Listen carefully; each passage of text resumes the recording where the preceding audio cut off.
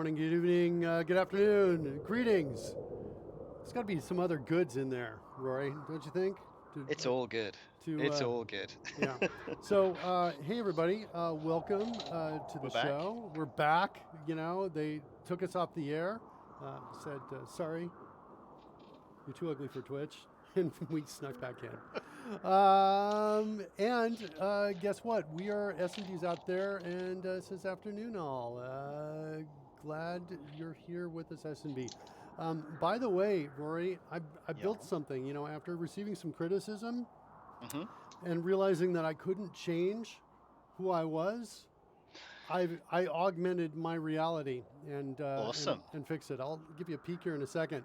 But as a result of this augmentation, I should be much more responsive to the chat room. And I'm almost feeling super Okay. powered. Notice how quickly I replied back to S&B. I was like, hello, you know. Yeah. Normally I'm just like, you know, at the end of the show, I'm like, oh, S&B showed up. Hey, nice to see you. And he's been here the whole time. Let me show you what's going on here. Let's go back out. I'll show you what I built. I don't. Yeah, I think I did check in source for this, but it's not part of the project, the main project we've been working on. I put it in another solution, not part of the hmm main solution. This is it right here. It's a stay on top window. If I double Yeah. click on it, it pops up to the top of the whatever monitor it's on like this. And now Nice. if I were to type something in like, hello, Mark, this is really important, like that. Notice, I don't know, you Hey. might have, I think you may have heard the sound on the stream too. So there's going to be a stream, there's going to be a sound effect, and you'll hear it over the stream on important messages. Basically, is I've hmm got some real simple heuristics that are looking to see if there's an important message out there. Yep. And the heuristics are based on, does it end in an exclamation mark? Does it have a number of words in it, like over 5? Then it's important. If it has over 3 or more words, it's a medium level. So if I just say like if I say hello, Mark, just like that, I don't know if there's any, we don't see anything out there. But if I say hello, Mark, hello, I guess I do 3. Let's see what happens with 3, like that. Still nothing. Hello, Mark. Hello, hello. There we go. There's my warning message right there. So it goes to kind of orange. So the more text, generally, the more important the message. That's been the heuristics that at least have been historically my experience with this, right? Sure. Especially if I'm trying to figure something out and somebody says, here's the answer, and I missed that. If it ends in an exclamation, yeah. If I just say, like, if I say, you know, hello, and it ends in an exclamation, I think it's going to show, there we go, like that. Oh, and you know what? That was a joke. Will Bennett, I'm sorry. Does it end in an exclamation, comma, mark? But anyway, that's it right there. What does the crown icon mean? The crown icon. I don't see a crown icon. I see What's a that? hype and I see the other one right there. Sex Positive is asking that. Blue, the blue crown Brew icon. crown I'm not icon. seeing that at all, Is that a Sex reference Positive. to your clock? That's kind of blue.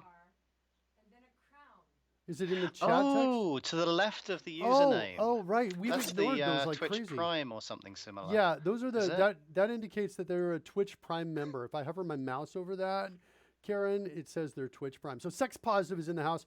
I do not have a fanfare entrance for Sex Positive yet. Oh dear. I got to fix that because that's not been fixed Yeah, yet.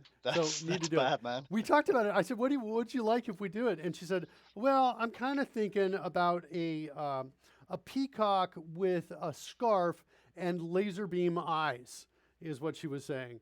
And Okay. I kind of felt like she was joking a little bit, but the more I think about it, the more I love the idea. The peacock comes up, and then targets show up around the edge, and she just starts blasting the targets out, which is kind of what it's like to be Careful. careful. Oh, Roy says careful. No, just kind of what it's like to be a target in the peacock's line of sight. You don't want to be that, right? You want to be Sure. very, very clearly on the peacock's side at all times, right? How was the dungeon? I swear I was getting ready to call the cops. The cops. What are you talking about, Sex Positive? Hold on. Let's get this down on the other monitor. We don't need that on the main one. Calling up since Mark had you squirreled away. What? Oh, wait. That's the question is from Will Bennett. And Will Bennett says he told me not to do explosions. Honest. So Yeah. Will Bennett believes you were in the dungeon because You know, there was so much silence without you, Karen. Honey, this is. I'm not showing up until I get fanfare. She's not showing up till she gets fanfare. She says. Also, liar is okay. All right. So. I'm saying liar because there's no way he discouraged you from explosions. Yeah, you might be right. Yeah, she says, no way, Will Bennett, that you told me not to do explosions. Also, by the way, if you put honest at the end of anything, you know, that's how it works. You know, you're just going to get lose right. credibility immediately. Yeah, you do not want to be in the corner of the screen when the peacock comes up. That's all I'm saying, okay? So we're trying not to make it too political, but I was thinking, you know, some of the targets on the side might be political figures. We'll see what happens. And or, you know, old white men, because, you know, yay feminism and go feminism and feminism. All right, I think she's gone now. We can talk amongst ourselves. I've got this strange image in my head of a peacock strolling onto the screen, kind of Godzilla style, and wiping out all the drones with lasers from the eyeballs. Yeah. Hey, you know what though? We just had. I just realized our fanfares are not working for anybody right now. That's a good point. Yeah. And I'm not sure why that's the case. What's going on? What do we mean? Now, I recently made a lot of changes here. The fanfare stuff was, I think, over in the overlay manager, which it feels like may not be working. And I got something else here that's kind of weird to me. I have this kind of what looks like a warning symbol for NuGet, and yet no warnings in the other pieces. So it looks like everything is good all the way across there. Will Bennett asking Michael Jelly, well, don't stir things up. Michael Jelly, you can ignore Will Bennett's question. It's no requirement for anyone to ask. And Legendary says, all I want is freaking peacocks with freaking lasers on their heads. Exactly. That's what we want. So it feels like the overlay manager's not working. Is that really what's happening here? Is that would I need a refresh? Let me. We could try that. That's working. That's working. Hold on though. Let me look at the. Let me figure out which one it is. I think it's the overlay bot, which is responsible for this. I'm going to go in. I'm going to refresh the cache on this. We're going to see if this is going to work. Not entirely sure. I'm going to give you some news too in terms of. I'm going to refresh everything actually. There's the Dragonfront overlay. Here comes the drone game. I'm going to refresh that as well. Now we're going to get slightly faster load times on this because guess what, kids? Hugo said to us a while back, hey, PNG Gauntlet, I wonder if that might help you. And I installed PNG Gauntlet and ran it. And I ran this on just a few of the ones I hadn't done yet. Not all of these are loaded up, but in total, I compressed over 300 megabytes of PNGs. Ooh. That's got to help, right? Yeah, well, it helps a little bit. It was an average compression. Basically, you can see here what the percentage of original size is. It was averaging at about 80%, is what I was looking at here. So basically, we should have cut off 20% of our load time is what we should have done here. And so hopefully that'll be a little bit faster with regards to loading. Not knowing much about that, I do have a question though for whomever that is. When we compress something more, is this we're throwing away data we don't need, or are we actually compressing? So, for example, you're saving memory, but maybe you're going to eat extra CPU as you decompress.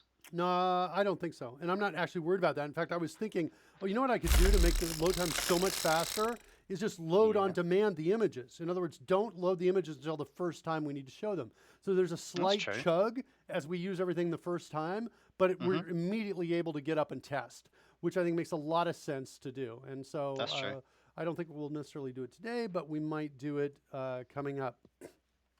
I want to figure out what's going on with our fanfare is what I want to do. Let me just, is it in the background worker? I'm trying to remember where I put fanfare. To be honest, I'm like all of these not in here. I think I've got, see if I've got anything named fanfare out there. Change scope to solution.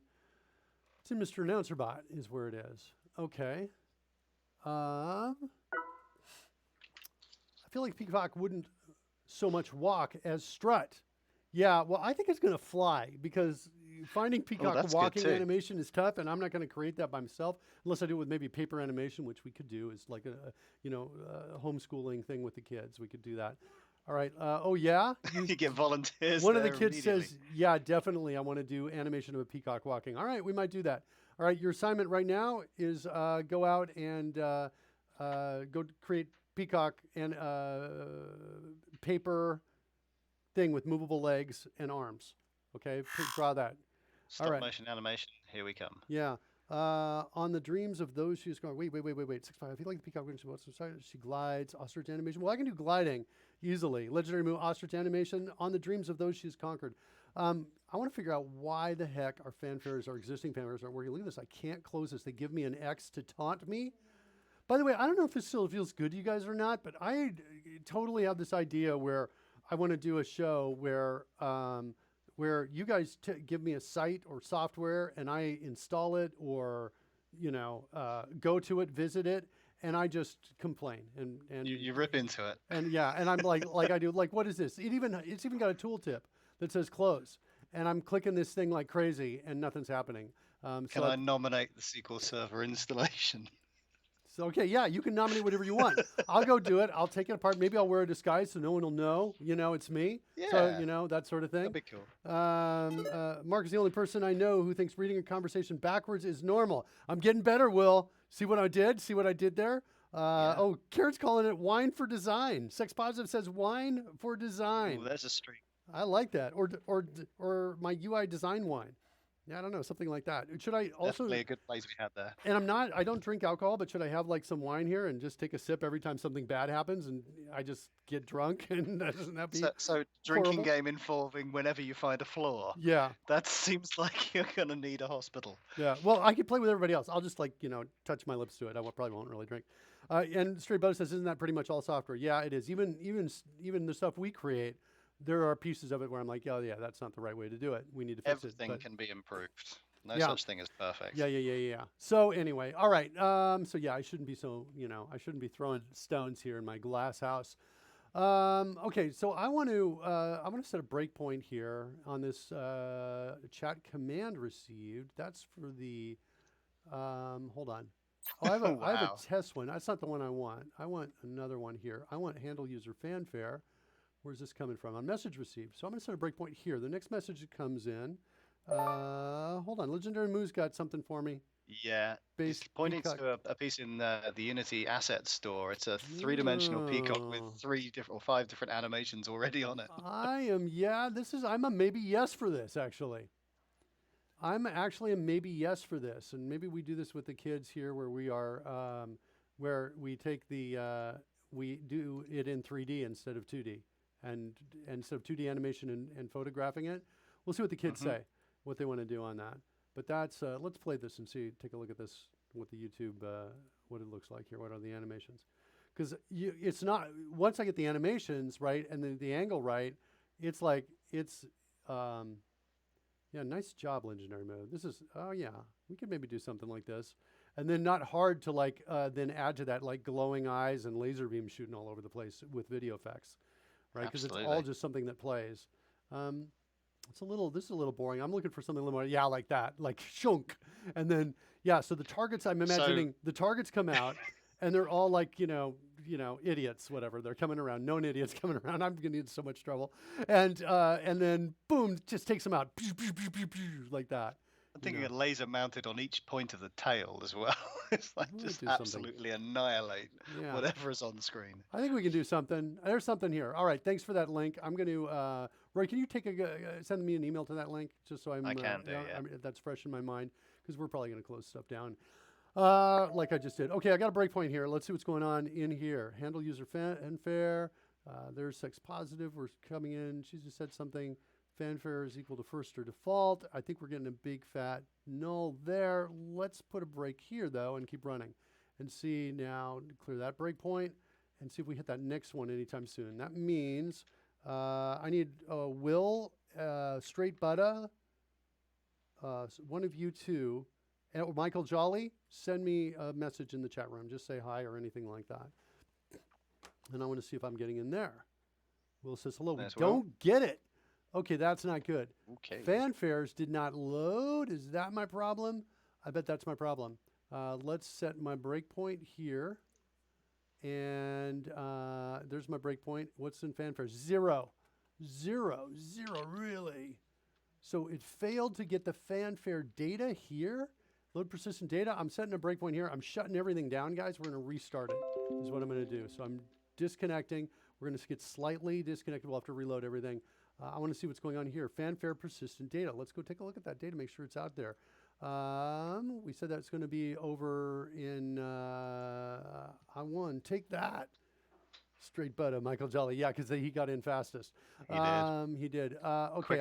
Quick draw, Will Bennett. Quick draw, Will Bennett. All right, so let's see here. I want to see the data.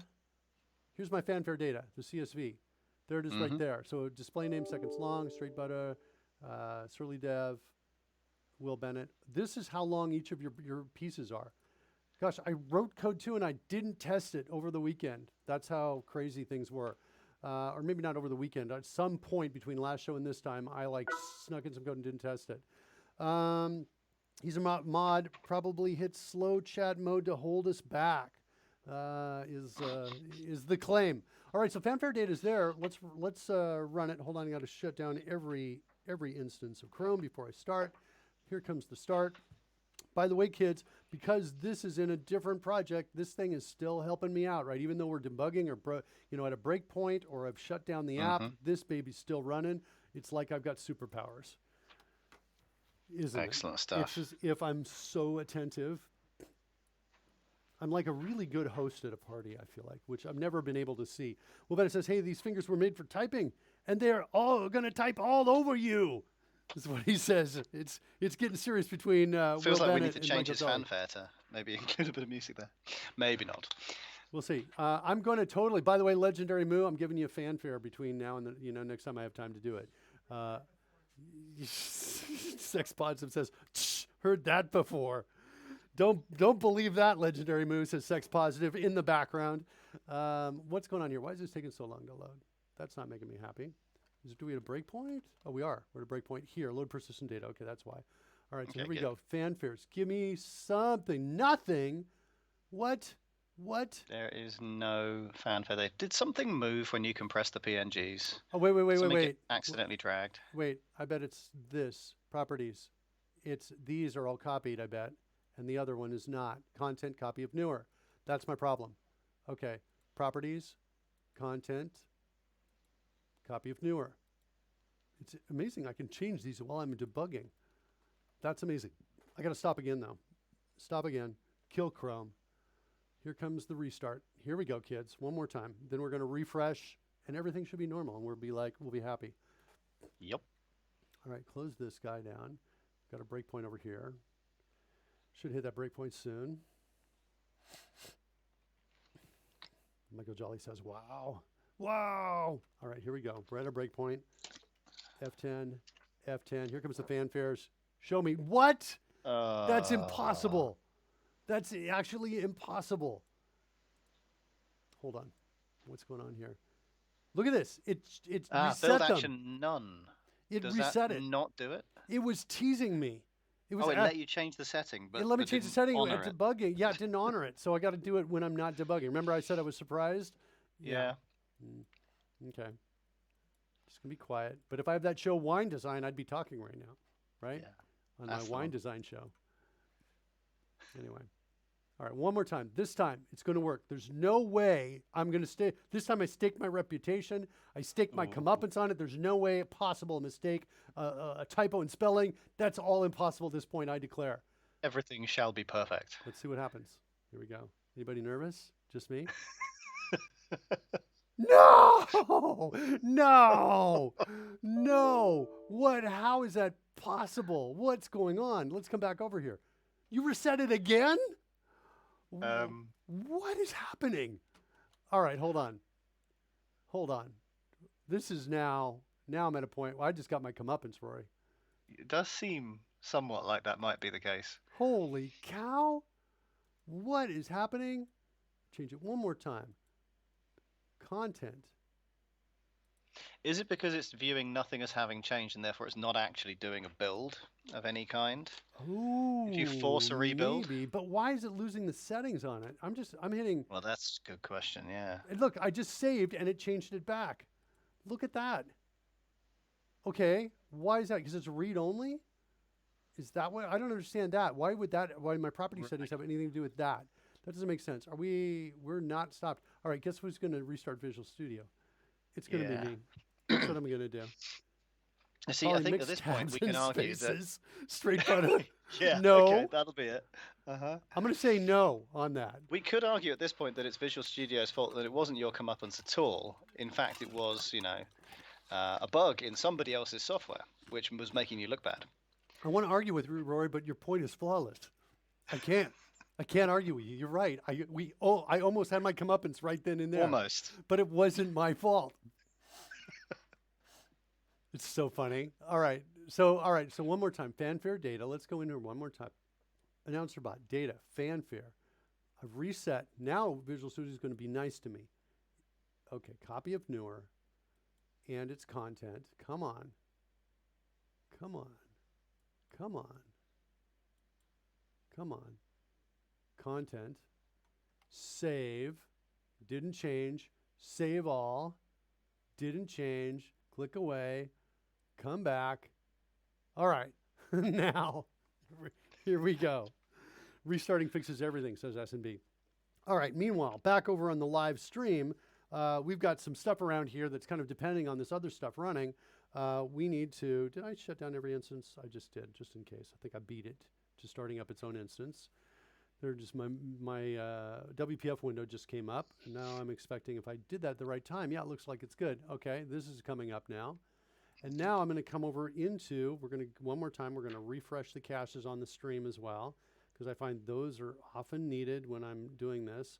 This means also, the cool thing is now, as soon as we get loaded here, so let's wait for the loads to finish here on the stream. But as soon as the loads finish, we should have, I'm hitting refresh cache on all this, but I'm not actually seeing the, I'm not seeing the stuff reload. That's really super interesting. Like I'm here on the drone game right here, which controls all of the coins and stuff. When I hit refresh cache here, nothing is happening. It's not refreshing. And let me try switching away and coming back and see if that triggers it. No. Now we got a new problem, and that is OBS has got to be restarted, is what it feels like. And that's like the worst possible thing ever. Let me turn this off. Let me just manually turn that off. Turn it back on. Yep, still not refreshing. Still there. Yeah, refresh, refresh, refresh. I'm clicking refresh like crazy. Okay. Any kind of OBS update in the last few days? No, I think it's simply I have to shut down OBS. The problem is I'm streaming through OBS. I can't do it. I can't shut it down. This is here. We're stuck at we might be here. This is why maybe, because we're debugging here. Let's go through one more time. Step through, make sure everything's working. Step, fanfares. There you go. Hey, there you go. See, none of your code was at fault. No comeuppance. No comeuppance. Not today. Not today. It was close. Surly Dev is in the Keep trying, house. Universe. Surly Dev has just shown up. Okay, here we go. Hold on. We got another breakpoint here. It could be that my refreshes in the stream, yeah, it looks like that was the problem. Because it was a breakpoint, they couldn't do anything. Okay? Now they're redoing it. So now, hold on. Now we're going to get everybody's intros as they all start typing and saying hello and, I'm here. Surly Dev in the house, says Genescu7. Welcome, Surly Dev, by the way.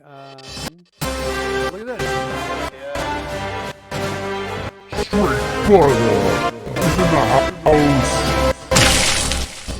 Hey. Okay.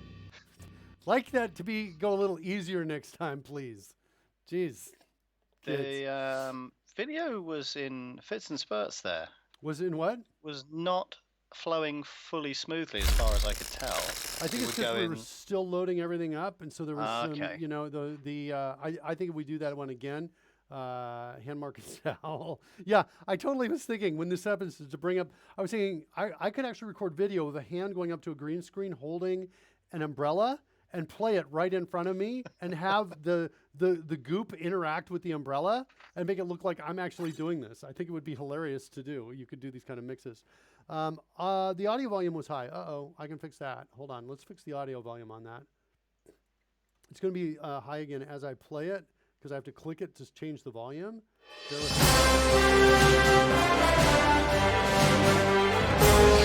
butter is in the house. Actually, hold on. Let me see if I can find it down here. Straight butter. There's the straight butter. There's the straight butter. Okay, dropping the volume on those two. Hold on. Oh, here's Michael Jolly. Have you seen this Michael Jolly? Michael Jolly is in the house. It's new. Nice. I think that's the first time that's debuted. Right then and there. Awesome. It's not bad. Okay, there you go. Yeah, Michael Jolly's like, there you go, laughing out loud. That was so awesome, says Straight Butter. And Michael Jolly's like, whoa, here it comes. Bennett is in the house. Legendary Moo's going to be a cow, and the cow is going to explode at the end, I think, is what it's going to be. And it's a Tuesday, too. That's right, Taco Tuesday. I don't have any special code in there, only for Tuesday. The thing that we didn't test, though, no, I'm in the car, says Will Bennett. Wait, what's that in the response to? Oh, because in the house, got it. Not in the house, in the car. What was I going to say? Something about the fanfares. Does everything have to explode? S&B, that's you? I thought that was totally going to be from Sex Positive, my wife. I thought she was totally going to be why explosions. No, not everything has to explode. Sound effects But are they are way good. louder than your voice, says Renee A77. Okay. Yeah, I was wondering about that. I've got the stream on in sort of a second window, and your voice relative to everything, if I pump everything up to 100% inside Twitch, I can hear you at a normal pace. Obviously, that then bumps everything else up a lot louder. So my voice is low. Oh, Yeah. I know why. Hold on. Checka. There you go. Sorry about that, kids. I dropped this down earlier to do a different recording, and in that recording I was shouting, and that's, I think, the problem. So now if you adjust volume so my volume is okay, everything else should be back to normal, is what I'm thinking. So hopefully that's going to fix it. That will fix the sound effects problem. Okay, so today's show, what are we going to do? Let's get some dice up. Oh, you sound like you were about to tell us what we're going to do. I was just wondering exactly what we were going to do. I was bated breath, as it were, for the answer. Well, you know what? We didn't. Dice. We have not tested. Hold on. We have not tested the thing I wanted to test, which since everybody's here, it's going to be easy to test this. So I'm going to do this. I'm going to give a command to reset the fanfare. But before I do that, I'm going to give it a command to start the music. So here comes the music player. All right. Now Roy is real quiet. Hold on. Apparently so. Hold on. I can bring up Roy, though, I bet, now. Now try that, Roy. Testing some more. Is that better? Testing even more. I'm going to bring him up a little Hopefully- more. I'm stopping right Who there. knows? See what people say at that level right there. Yeah. How's this level, people? Is this all right? Interesting music choice here. Bottom mouse. All right. Mark is peaking. Checka. And Roy, speak again to me. Okay. Hopefully this is good now. S&B says spot on, so that's good. All right. That is indeed still the case, then fantastic. And Mark a little lower, please. Hold on. You got it. Junk. Dum, dum, dum, dum, dum, dum. Chicka. All right, this is awesome. All right, so we got music. Now, when the fanfare comes in, Mark a little lower, and I think it'll be better. Okay, well, just go down a little bit. There we go. All right, so here's the deal. I don't want this music that's playing now to step on the fanfares, because then you have Sure. music playing at the same time. So the test here, and I just wrote the code, didn't do anything, is to see if this music volume drops way down, but keeps playing, when the fanfares play. So I'm going to do a Right, reset yes. fanfare command, which I'm doing right now. So the background music should just effectively fade out so that the other things can play over the top of it at decent volume. Right, Not so contrast. All I'm waiting is for Surly Dev. Oh, there we go. Bennett is in the house. And then music should come back up.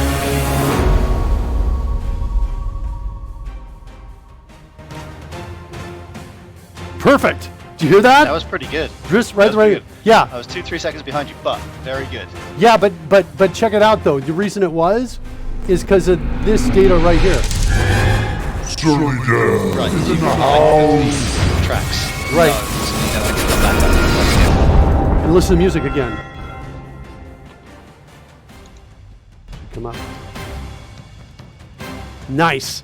So all we're doing is this, just saying how long the music is in this fanfare.csv file that's out here. Sweet. Good stuff. Yeah. All right. So that's good. I love when that happens. By the way, Rory, where I Always realize, oops, I forgot to test, and then we test days later, and it just happens to work, and I'm like, okay, that's great. That's awesome. That was totally planned that way. Totally planned. Okay. All right. So what are we going to do today? So the gang got together. Everybody.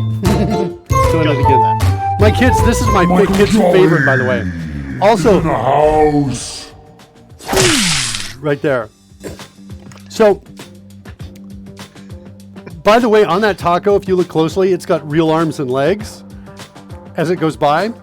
And that taco those arms and legs are one of my kids. We put them in front of a green screen and had them move them around, and I put them on the taco. And it's my kid's absolute favorite.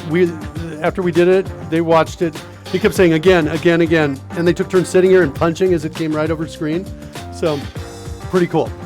All right. Excellent. So, the gang is together, and we're playing Dungeons and Dragons, as you know we do on Sundays. Not sure I feel about Mark continually punching me to the end of the clip. Look, Michael Jolly, there's flexibility here. You want something different? You know, every once in a while I get like a little bit of creative time and I can do something fun. So, whatever. But for now, we'll deal with it. Maybe we'll have the peacock come up and blast you at the end. That could happen too, I suppose.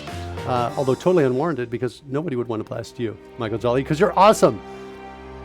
Also, by the way, if you weren't here last time, kids, we perfected the fade. The crossfade on the music, right? Yes. So when one song ends, the next one crossfades in. It's like the most beautiful thing. Surly Dev asks, would you prefer you jump up and eat it? Which we could totally do that as well, just like that as it comes by. All right, so I'm playing Dungeons and Dragons, right? We're doing the dice roll on top of the stream, still testing, not broadcasting live yet. And there's a couple things we need to change or enhance. We need to build the ability to be able to roll damage dice all by itself, and we need the ability to be able to roll health dice, which are a lot like damage dice, right? So I need a button here that says damage only or health only, and I need one more thing because I just leveled up to Sorcerer level 4, and Sorcerers at level 4 have the ability to get to specialize in a feat, and the feat I think I'm specializing in is called Luck. And what that means is that if we're rolling out some die, I can at many times say, I'm going to throw out one more 20-sided die, and I get to decide which of the 20-sided die get used. So if somebody has got disadvantage or somebody's got advantage, I can make it even worse or better, right, by throwing it out. So I want to throw a die out that's got a special animation. It's got a bunch of four-leaf clovers spinning around it and sparkles and things like that. That's what I want to do. So I need another roll for that. So those are the three things. Oh, and there's one more roll I want to do, which is initiative, rolling for initiative. That's where everybody's dice go out, each color-coded. We see who's got the highest number, and people can have bonuses on initiative. That I think we won't do today, Rory. I think we'll have a reasonably sized show today, but I think tomorrow we'll be doing that. So rolling for initiative, it's going to be gorgeous because you have all these different colored dice coming out. We're going to come up and say, here's the players in the player order. No monsters in that list. And the dungeon master is going to take that list and say, okay, you're first, you're second, the monster's third, that sort of thing. All right. So with that, by the way, if you're new here, kids, you don't like the music, you can do two things. You can drop a bomb on it. I've also got a music off command as well, by the way. If I do this, it didn't work. Hold on. I've got it set on my stream deck. There we go. That's the music off command. I just put it in there. Notice how it fades out sweetly. Isn't that like the most, professional thing in the world? What's going on here? Must be connected to at least one channel? What? I don't even understand that message. Why am I getting that message now? Do we think that literally just came up just this second? Because for the past minute or so, I've been having extreme difficulty hearing your audio over Skype. Having said that, the stream has been perfect. I switched across to it in order to follow what you were saying, and then as soon as that exception came up, everything was fine again. Huh. Very weird indeed. It could be performance-related issues with regards to sending the stream out. I'm noticing it's a little bit in the red at 1921 kilobits per second, and then it kind of goes up to green again. Hold on a second. I want to send the message out here. I just want to type in whatever that message is. Message. And there we go. And run. Really? Okay. This is that edit and continue thing. I'm like, come on, guys. You can fix this just by going like here. Can't do that. All right, fine. I'll take this out. Then I'll do this. Then I'll come up here. Really? Still no. I got to get out of the exception. All right, we'll do that. We're out. Now I'll make the change, and now I'll run. There we go. That's what I had to do. Okay. Yep. So I'm not sure what was going on with that. I think what happened is it stopped some of the activity that was going on. I'm not sure. Music on is just exclamation mark music like that. So that's how you can turn it on. And you can also do it by changing. Like if I want to change to techno, I can send out genre techno like that. And you can see it says techno. That's going to come next. The next song that plays should be that. And in fact, I'm expecting to see those words out there, but I don't see that. Interesting. Feels like we might have a disconnection from the overlay to us. Okay. Also, I'm not hearing. I didn't hear the sound effects with that drop right there. Yeah, I didn't hear the sound effects with that either. Why is that? Yeah, that's not happening. That's kind of weird. Let me try that again. There we go. Now I heard him. All right. Okay. So, all right, let's get to writing some code. Let's get in here and do it. So first thing I want to do is I want to add some buttons here. I want to add a, damage only, health only rolls is what I think I want to do. And I think I put them after bending luck is what I think I'll do. So we'll go find that. We're going to go over into our Dragon Humper's Dungeon Master app right here. Double click over here. We're going to use that CodeRushed feature, jump to XAML element right here. And we're going to say, let me do the clear. Clear dice is pretty close to where I want to be. Bending luck. So we're going to at least come in here. We'll create a new button. This is going to be BTN. And I get a chance to show you something cool, kids. Yeah. All right, hold on a second. Button, this is going to be button lucky roll? Luck roll, I think is what I'm going to call it. Like that. We call it luck roll. Now I can't do anything here yet with an event handler for it because I need to hook in another event. So I'm going to go in here and set a breakpoint there. Then we come back over here and do bend luck subtract like that. Then I'm going to go back over here and we're going to set that. Now that we're at a breakpoint, we can do our click event handler. Do a new event handler there. Now there's our button roll click. Let's do the same kind of pieces here that affect the overall size and shape of this and its padding. Let's get all that in here for this piece as well.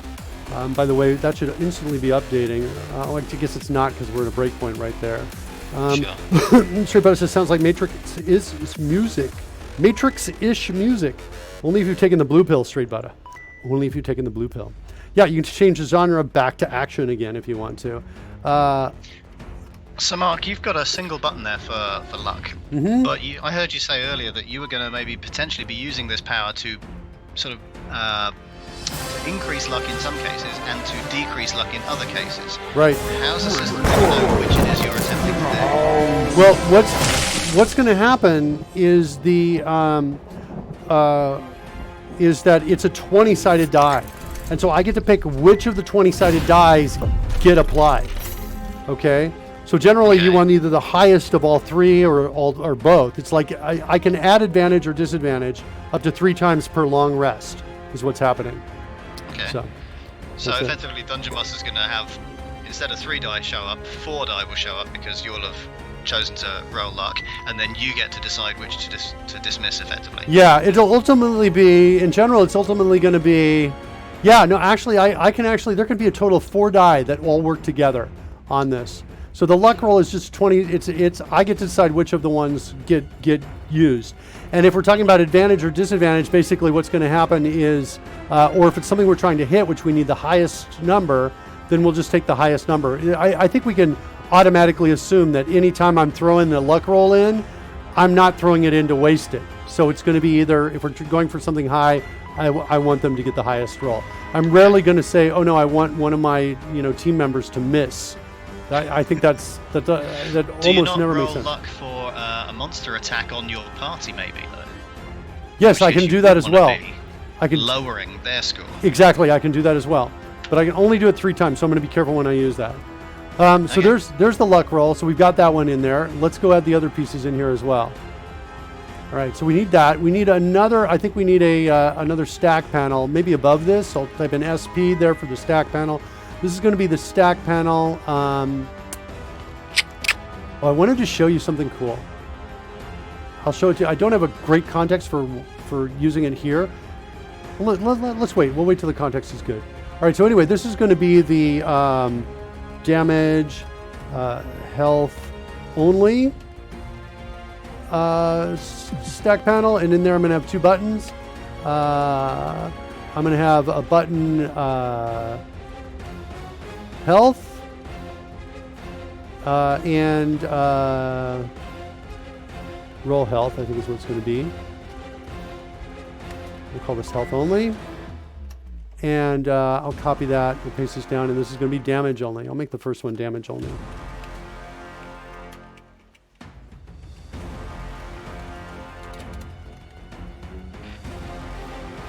I'm going to make this only at the end for both of these words right here. And again, we'll take these 3 pieces right here.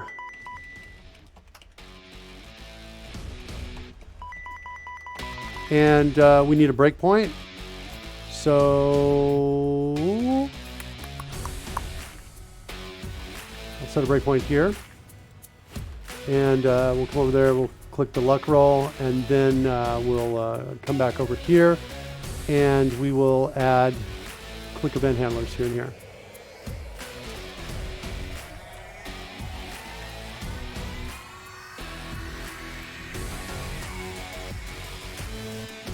All right, there it is. We've got those 2 event handlers out there. They're good. All right, here's the thing I was going to show you. What is it? XAML named control, XNC, is a template I created. So now I can come in here, watch this. I can type in button here, and then the name of the control that's out here that I just added. Button roll damage only, like this. All right, this code now allows me to access that piece during edit and continue time. Look at that, by name. Isn't that cool? It's like a secret thing. And then, here's the thing that's secret about it, is afterwards, after I'm done with edit and continue, I won't be able to compile unless I delete this code. That's even better. But it gives me... You can't forget to get rid of it. Yeah, I have to get rid of it, right? And it's so cool, right? It's so cool. It gives me access to it. I don't think I can... In fact, I think I can't even delete it now because I already brought it up in IntelliSense. Let's see if I can continue running. Oh, yeah, I can. I'm good. All right. So now I've got damage only, health only, right there and there. I think I might want to change the color of those buttons. Where am I going to put that? There. Let's see if I can make this smaller. All right, let's do this. We're going to make this...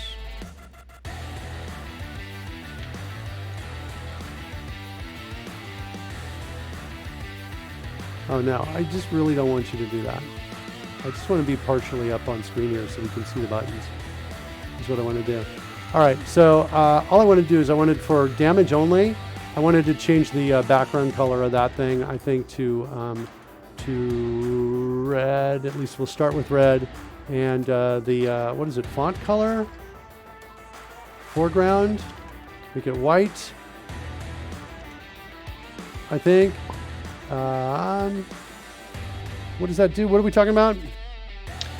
Surly Dev was talking about a question he raised with us maybe 2 or 3 sessions ago. He was asking how to make CodeRushed drop a marker prior to doing a find, so that you could come back to where you had started when you were trying to do a find. I said that you could do so by effectively binding Control F to the drop a marker command, but then allowing it to continue through to Visual Studio, at which point it would trigger the find as well. It had the downside that it would do it regardless of whether you actually followed through on a find. Yeah. Apparently though, when the first time we went to do it, he did an Alt EF, which is a different keystroke. I was just curious. Oh, he says that it opens the edit menu and the find dialog, so apparently it links to a similar kind of sequence. Got it. Okay, cool. So, all right, health. I'm going to push it over into here. I almost want to do it blue. Yeah, I'm going to do it blue. So let's see what we got here for the blue dice. This is my health dice right here. I'm making health blue. All right, so there, I've got color-coded die here, damage only, health only. They don't look great. They're really super low contrast when I put the mouse over them. I'll fix that later, because I don't know. I need to look up the templating of the styling for that. Sure, yeah. Okay, so now if we do that, let's see if we can do that just with the code we've got without any restarting or anything along those lines. So let's do that. Let's try a damage only roll and set a breakpoint, because I think we need one.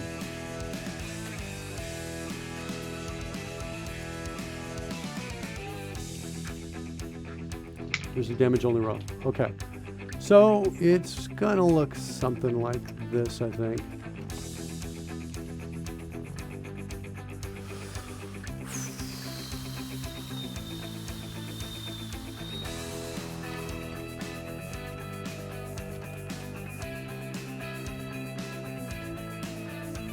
Will I have to stop?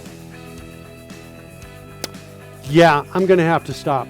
I'm gonna have to. I need to add more enum elements to it, and there's no way it's going to let me do that. This is like, because what I want here is like luck, roll. Yeah, it's going to say no thank you. All right, so I'm going to shut everything down. Boom. I just killed it.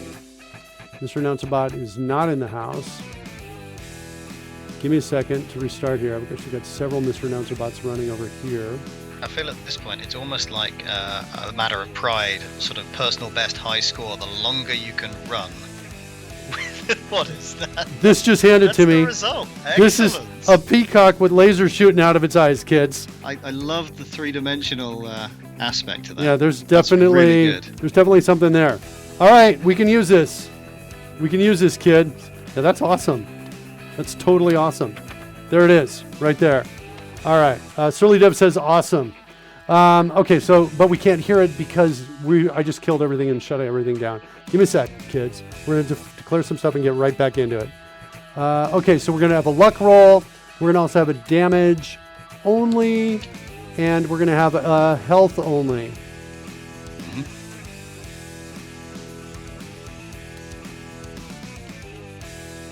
All right, so we've got those now that we've added. Luck roll, damage only, health only. Let's go in, look up dice roll. Actually, if I do this, hold on, let's go back over here. If I select this piece and bring up that UI, it should filter that in. Why isn't it finding the other one, though? It's not finding, oh, maybe it's not named the same thing. It's out in, it doesn't matter where it is. I'm just going to start, and we'll fix it later because it's in TypeScript. Oh, we got code that's not compiling. Hold on a second. Damage only. And I don't think we need any of that. And then roll the dice. Save, and then... This music is so serious. So, I'm not sure what's going on. Oh, it's still building. Okay.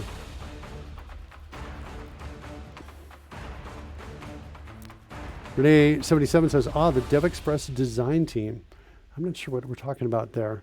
Okay. No, I'm not entirely certain either. Look at that. It allowed me to fix it while it was building. That's crazy. That's novel. Yeah, that's crazy. I'm pretty sure that's what just happened. Okay, so now we've got a damage roll only. Now what I want to do is I want to go into please roll dice section, and we need to over in our dice roller.ts. Here's where we got to make some changes to be able to handle that damage roll only. I think that's going to be not too hard to do. Let's go find please roll dice. There it is right there. My only function with the word please in it, because I like to be polite sometimes. And let's see, dice roll type. Let's go inside here. Whoops. Is that the same as what the other one was? Because it looks like it didn't find it, Rory. Surly Dev is in the house. How is Surly Dev being able to come in twice? I don't understand that. How did he get that? What kind of powers does he have over our stream? These are things I want to know. Rory, note the time, and we got to go backwards in time. I think this is the same name. I just want to double check this. Is what I think. I think that that it should have found it and didn't. Dice roll type, right?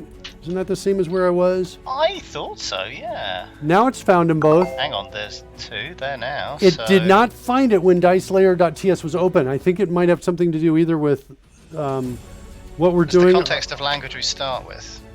I don't know. But we didn't find it when we were. Let's go back over to the other one here. Let's jump into this one and do the same thing. Hit it. See, we only see it here. Yeah. The TypeScript ones aren't showing up. If you're in C#, you don't find TypeScript, but you're in TypeScript, you find both TypeScript and C#. Right. That's what the issue seems to be, and that's what I want to check on. I think I've seen that before, but I have never quite. Yeah. Been able to sort of suggest exactly what it was. Something was missing, and now that may be a good pointer to what. Yeah. Michael Jolly says, "I love tacos." I think that symbol next to Michael Jolly just cheered here. You know, I've got to apologize, kids. I'm doing nothing with the cheers. I know everybody else on Twitch is all like, cheers, thanks, cheers some more, yay, cheers. And I don't want to turn you off to cheer in. At some point, all of this, I guess, is converted into cash, and I'm gonna, have a wheelbarrow full of it, or I'll give it, I'll take it down to a charity or something like that. No idea what's gonna happen, but I've just only been focused on code. For the love of God, monetize something. Did you hear that? For the love of all that is good in this world, pay attention to revenue. Pay attention to revenue. I'm gonna make millions off the D&D show, honey. No, you're not. It's a Dungeons and Dragons show on Twitch. It's gonna make millions. I'm on it. Well, that's why it's going to make even more money, right? Yeah, it's gonna make even more money. Look at this. How did we get a reset? Oh, we didn't. We restarted. That's why. Yeah. It wasn't. That's what I was thinking. Whoops. Oh, like that. I'm gonna just do that next time. Gotta go run some lunchtime errors. Have to watch the rest later. Y'all have a great show. End of the night, says Straight Butter. Straight Butter, thanks. We'll see you later, buddy. Excellent. Okay, so what do we need? Straight Butter, by the way, is queued now. It's so funny. We restarted. Straight Butter's now queued. Oh, there we go. And it's just as soon as somebody else says something, Straight Butter's going to say that. Here comes the butter, just as he goes. Yeah, what was awesome is on my little app, it said, "And here comes the butter," and it was a warning, and so it had the yellowish background, and it was perfect with what I was seeing. And here comes the butter. Yeah, it was perfect. Okay, so back over in diceroller.ts. So let's go in here. Here we get into a d20 roll, so we need to do some other checks around this spot right here. And so we're going to come in here and we're going to say, okay, we're going to say else if the data roll type is equal to damage only, then we are going to say it's a d20 roll false. We're not adding this, but we need to add the damage die. Where are the damage die added? Down here. Where is it? Add die from string, damage dice. So there. That's what I need right there. So I'm going to basically come in that, add die from string, damage die, and I think it's got background color and font color as additional parameters that are, you see the background color one right here. And if we jump in there and look at, oh wait, did I just hit tab? I didn't jump into it. Let's jump into it. And if these are both undefined background color, then they're going to use the damage die background color. Let's go find that. Where's that? That's in dice layer. I'm going to duplicate this, and we're going to call this the health die for both of those. And I want to change this over here to, bring up my image editor, click here, change it to that blue we were using. Oh, we got that blue. Wait, we've got that blue already. I want to use the same blue that I've got in my main window. Let's go over here, the designer. And I don't see it immediately. Let's use CodeRush's XAML element and type in health. Button roll health only. There it is. That's what I want right there. There it is.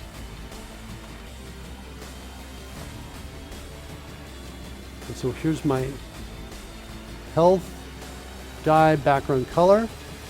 Use that. And then, so we'll be able to use that in a second. Let's just hit escape to jump back. Add dye from string. There it is. Then we've got a second role, which is health only. Going to do the same thing. We're going to use that same string right there. And that's all true. And then we're going to pass in dice layer dot health. Come on. No health? Dice layer? What's going on? Why don't I see that? Dice layer. Dice layer.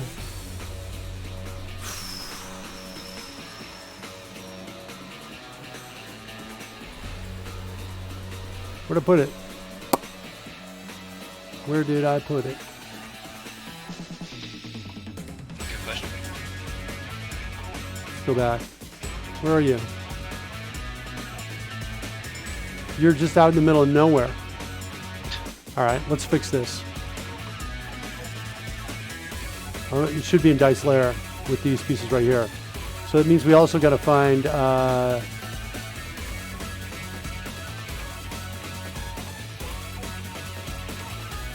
we've got to find damage dye background color everywhere that is.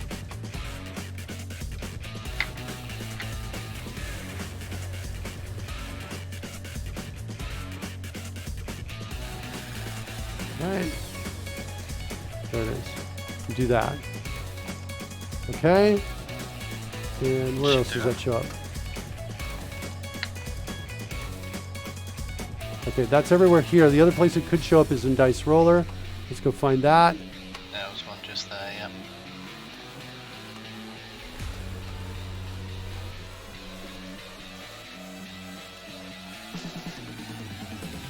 Then the font color one, do the same thing there.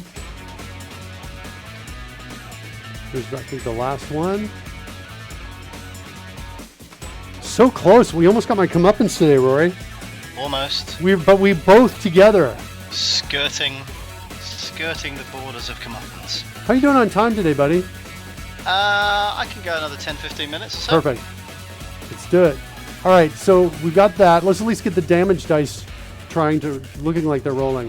So there's damage only, there's health only. Then we're going to come in here and we're going to say, pass in dice layer dot health dye background color. I think that's the background color. Yep. And then dice layer dot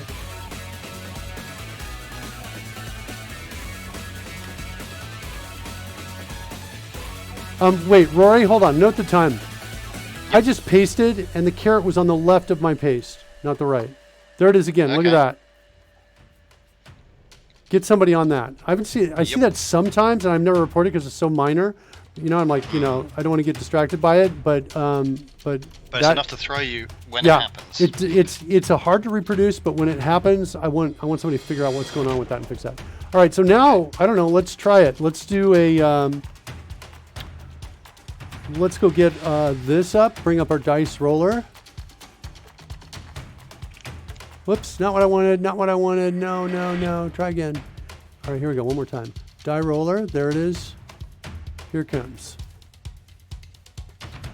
Yeah, Mike Gonzalez says, looks like that taco had some sour cream in it. That's what I was telling everybody. It's sour cream. It's awesome. Mark the time, Rory says, Surly Dab. Yep. If I fork a project and clone that to my local dist from my repo, is there a way to pull the latest stuff to my copy of the repo? I cloned Mr. Nuts about a few weeks ago, but this new stuff is in my fork. How do I update it? Yeah, I don't know of a great way to do that. So I'm not a GitHub expert at all, especially not with regards to working with it on from a team perspective here. Why do I have a breakpoint here, kids? Sometimes I see this happening. Let me just hit F10 to get past it. Clear, run. Come on, I'm clearing it. Run. I'm really saying I don't want that breakpoint there. Deleting the breakpoint. It's taken a while, though, for the breakpoint to go away, I think. Yeah, if I right-click it, it says insert, so it's deleted. If I run, we're still back. What's happened in my world here? Yeah, this is not good. This is an update physics. Debug. Delete all breakpoints. Yes. Ooh, that worked. That's super interesting. Okay, here we go. Loading.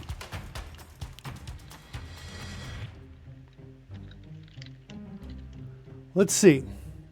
We're about to find out if the engine we wrote is good enough to support a flexible set of changes. So I'm just with a couple lines of code I can change. I'm not sure if it is or not. Surly Dev, I think you can, WorldWig says to Surly Dev, I think you can add any repo as a remote to Git and then pull those things and do merges locally.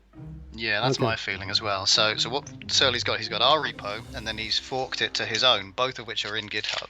Then he's taken from his own one down onto his local machine.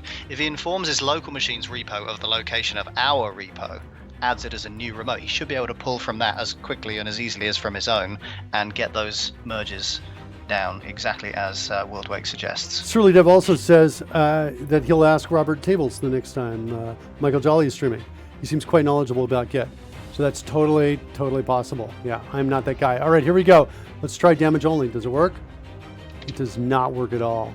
Sadness. Kind of works. I got a big fat 0. Health only, also likely does not work. Let's see why not. All right, where were we? Let's also do one other thing. Let's come over here and inspect, make sure we don't have any errors that we should be looking at. Issue with dice format string. Empty, unable to throw dice. Good hint right there. That's you talking, Rory. I should filter out your messages as not sending me alerts. Possibly so. I know you've also filtered out all of the drone commands and stuff. That's obviously a good move. They're probably too small as well to actually. The damage dice string should be correct. It should be correct in there. Let's set breakpoints here. I set a breakpoint there. There we go. And another one. Let's do it. What is that for damage only? Let's try it. Here comes the damage only roll. We're at the breakpoint, and our damage dice string is empty. Okay, I think I know what the problem is. All right, hold on. Let's go back over here.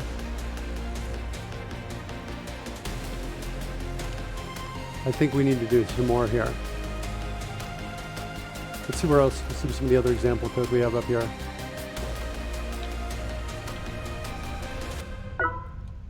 Okay, prepare roll if it's an attack. I bet what happens is we do this. Here's the change we need. We need a breakpoint right here on this line of code. Okay, so let's do another roll. Okay, not there. Here. Here's what we need. We need something that says, hey, if type is equal to that, or, oh, check this out. Watch this, kids. This is one of my favorite features. I've selected this right here. So here, I'm back here. Selection increase once, twice. Hit Shift Enter. Watch this. Type. I'm just going to hit Enter. I'm going to hit Enter on this. And now we're going to just change this to damage only. Boom. Now I'm going to hit Shift Enter again. Watch this. Hit Enter, Enter, and now change this to health only. Isn't that sweet? All right. Very sweet. All right. So there's the change we need. I bet that's all we need. And now it's going to run. We get a shot of it. Look at that. Cool. So now, damage only. So this, if it's damage only, I don't want to show that big fat 0. So let's find that and fix that. That's in Dice Layer. We got some code in here that is that brings up the text effects right here. Hold on a second. What's going on here? Isn't Origin the GitHub you pulled locally, and the origin of your GitHub would be your local upstream? If that makes sense. Yeah. I'm trying to parse that myself. I'm not entirely sure. So show result comes in here. And here's what we want to do here. We want to change this line here as well. So I want to say, look at that. I'm not sure if it works as well in TypeScript. If I select that and I hit Shift Enter, it kind of does. It would give me this, this, this, and then I want to change this to say damage only. Can I hit Shift Enter one more time and will it give it to me? Yeah, it looks like it's giving to me. Just the spacing it's missing here. I'll fix the spacing in a second. There we go. And if I just hit Control KD, is that gonna format it? Yep. Yeah, it fixes the spacing. All right, I'll put all that on a couple lines here so you can see what we just added. So we used Shift Enter here as well and it worked. So kind of cool. Okay, so if we're not equal to those, then we can show the result. Let's come back over here.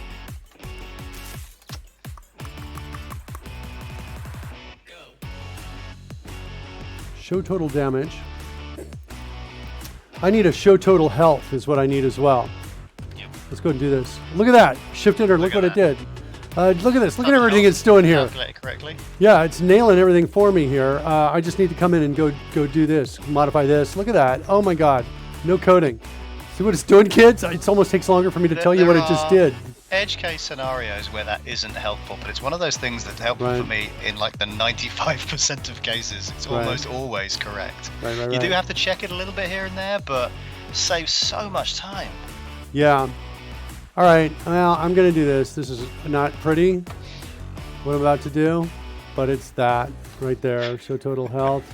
I know it's not pretty, but I'm going to do it. There's more right than wrong in that, though, isn't there?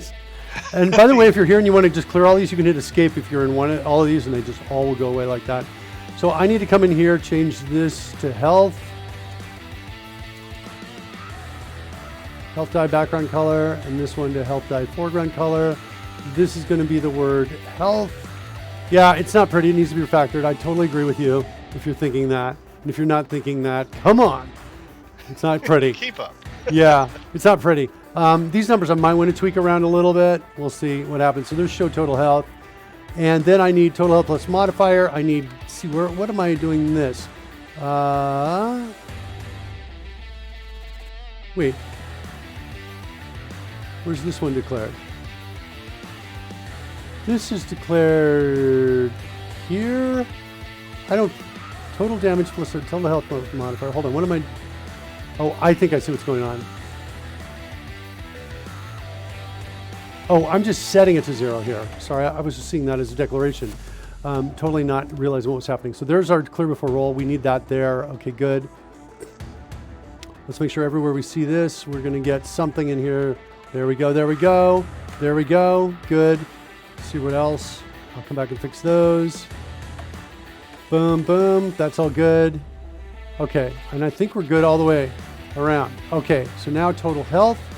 I gotta go clear that, fix that. Let's go up to total damage and declare that. And let's go up to here as well. Whoops. There we go. Look for this. Good. Coding with nothing but shifted enter. Damage modifier this roll, health modifier this roll. Okay, cool. I think I'm okay with that. Bev them both because it is or not. I'm kind of okay. Retro CRT says, yeah, sorry, I think I mangled that explanation, but this explains it better. And it's got a link over there. Configuring a remote for a fork. Let's take a look at that. Bring that up over here.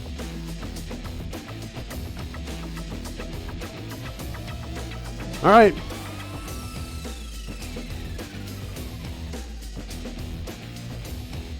Yeah. So, I mean, a remote is just an address of another repository. So, we've got one. Surly Dev has got one online, and Surly Dev's got another locally to him. But he made that third one relative to the second one and not relative to ours. So, it doesn't know anything about ours. Add one more remote telling it that that's where to go and get your data from, and everything should be able to be done through that. Yeah. All right, hold on. We got to come in here. We need a new role type here, which is going to be health.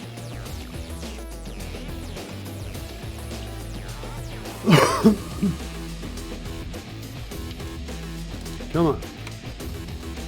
How we doing on music, kids? Are we liking the music or no? You like it better than nothing? I think we've got a disconnect from the drone control. Are we at a breakpoint? I don't think we're at a breakpoint, but it's not working. Let's do a refresh if the drones aren't working. Yeah, so music's good though. All right. I'm going to come in to the drone game and refresh it. Drone game is what contains the music. And let's just go with that for now. And let's go back, make sure I'm not losing my, so damage is here. Where are we here? Damage only. So we're going to change this one to health right here. Yep. See what else, where else damage appears. That's for an attack. And I think that's it. Roll bonus dice.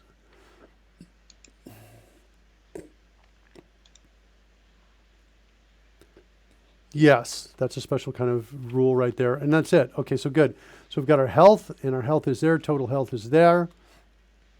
And total health plus modifier. And I think we need something. We need to duplicate this line of code, this selection right here. And if total health is greater than that, show total health. Total health plus modifier. Attempted roll was successful. We do not need to show that right there. We don't need this right here. And then show damage modifier, show health modifier. Yeah, I do think we need the show health modifier is what we need. And so to do that, we need to come in here, and everybody's going to cringe again while I do this. Oh yeah, that's nasty. Oh my God, I can't do it twice. I'm going to go crazy if I do it. We're going to have to extract the function and grab the pieces that are there, or maybe just use this show damage. Let's rename this to show damage health modifier. And that's what I should have done with the other one too. That would have been way better. Where are my colors set? My colors are here. And so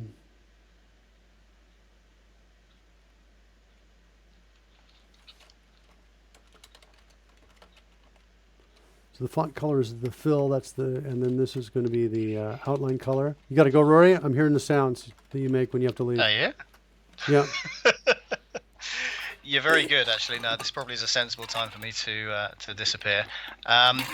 Just before I go, though, I'm looking at the methodology you're using as you're working through this, and it's very easy for you and I, because we've been using CodeRushed for years, to maybe just forget almost about how certain workflows are made possible by it. Tab to next reference is a thing you've been using throughout this modification. You've got a piece of code referencing damage strewn throughout this particular code base. There's pieces all over the place that reference it. And to be able to use tab to next reference to visit each of those locations spontaneously without sort of triggering a deliberate find or a deliberate search, and to then get to each one of them and know that basically all you have to do is to duplicate in a specific way that piece of code for health. Yeah. It's so good. Go to next iteration, duplicate that, next iteration, duplicate that, and then you eventually find yourself back where you started, and you know that you've referenced more or less everything that you need to. It's a hugely effective workflow, and I don't know that we necessarily appreciate all the time, you know, that other people don't have this available to them. Yeah. Seriously, charge on in. Use tab to next reference. Use it to explore your code base. And every time you pick something new, so you tab through variable 1, then switch over to something else of interest. Remember that markers have been placed. You can just tap the escape key typically, if you've got it set up that way. There are other ways to do that, to just sort of pick up those breadcrumb trails as you go back through. And again, eventually sit yourself back where you started, remembering what you were doing before you started this exploration. Yeah. It's really useful. Yeah, it's not bad, Rory. Speaking of which, we're going to give away a copy of CodeRushed here in a little bit. Hey, there's a plan. So, Rory, thanks so much. Appreciate it. We'll see you tomorrow, I guess. Tomorrow, I guess. Okay. See you then. Thanks, Rory. Rory is awesome. Modern IDEs are pure magic compared to what that things were about 20 plus years ago. That's WorldWake. Yeah, I totally agree with you, WorldWake. They are getting better and better. So show total health, we should do the same thing here. We should really fix this because they're so similar. I'm going to just change this to show total damage, and then I'm going to change it to show total health damage. And we're going to come in here and we're going to add some properties here. So one of them is going to be the label, like that. And then the next property is going to be the font color. And the next string is going to be the outline color, like that. All right, and then we're going to come in and, whoops, I got to spell this correctly. We're going to come down here. This is going to be the font color. This is going to be the outline color. WordBlake says, I remember when some editor first had syntax highlighting, colors in the source code. I remember that too, and was hailed as the new revolution. I was a big fan of that, absolutely. There were several that came out around the same time with syntax highlighting. It was so much better. It was so much better than looking at text without, right? Being able to see the colors and understand what's happening here. The label goes here. So let's do that.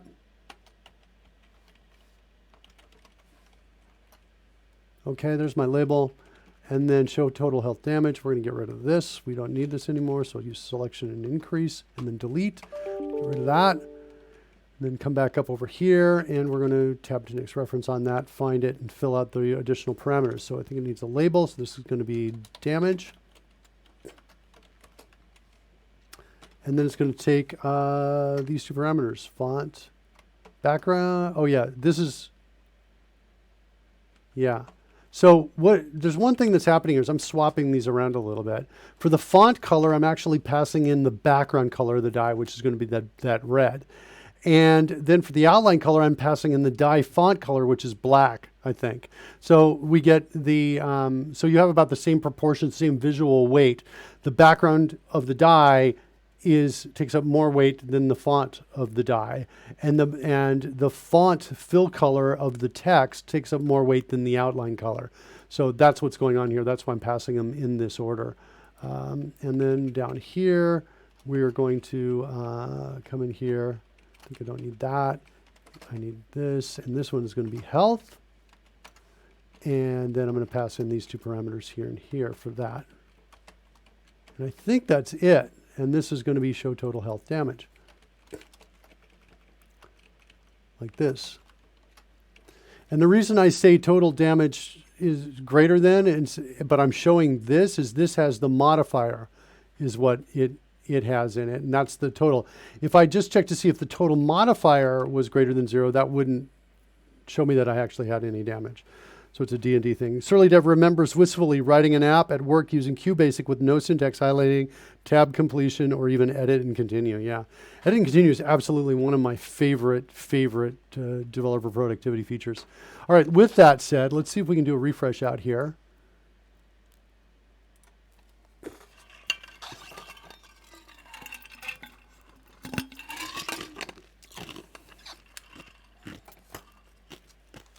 Crunching some ice.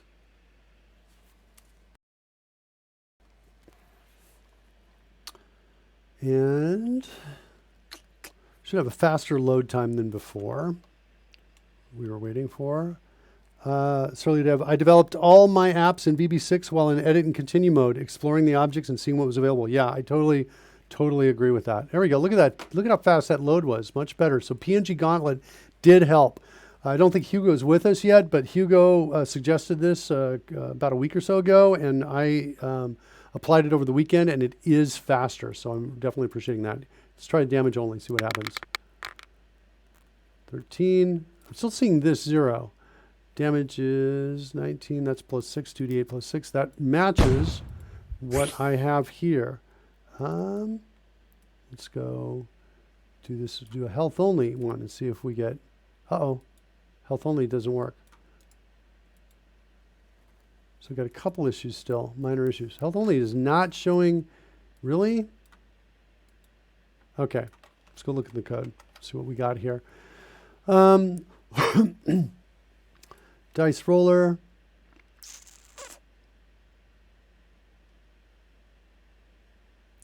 Show result. I'm pretty sure that show result is the one that's putting the yellow one out there, the yellow text. Success or fail. Font color. Oh.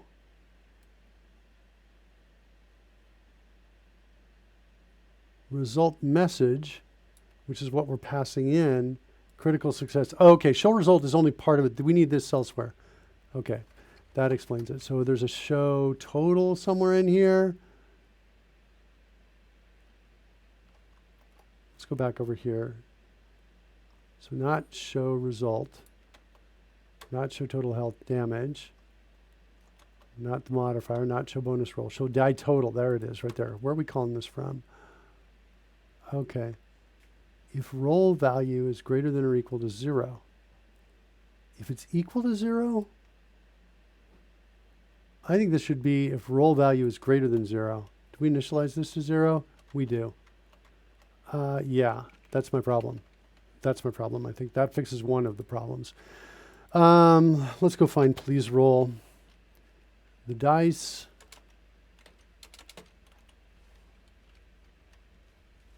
And follow this through here, see what's going on here.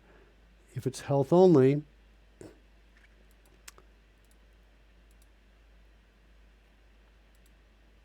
why does damage only work, but health only does not?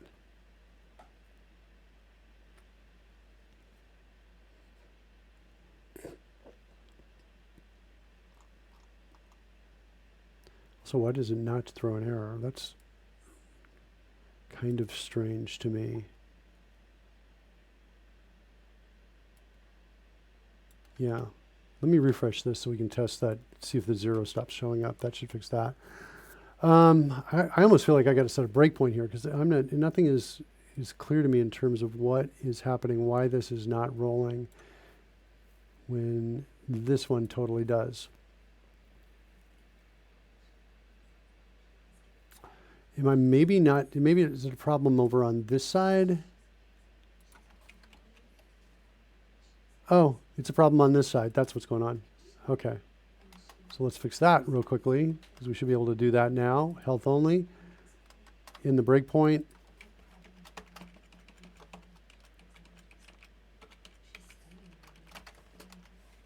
There's my health only. Here comes the run. And there it is. Ooh, the colors are not, it's a little too bright for the dice. The die color contrast is too low. Let's fix that. That's going to be over in dice layer. We just added those, the health color die pieces. This is the one.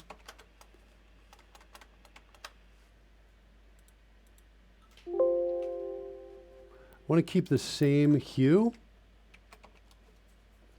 but I want higher contrast. So I'm going to pop it down to here and grab that instead. Let's try that. Okay, there's the health die color. Let's refresh.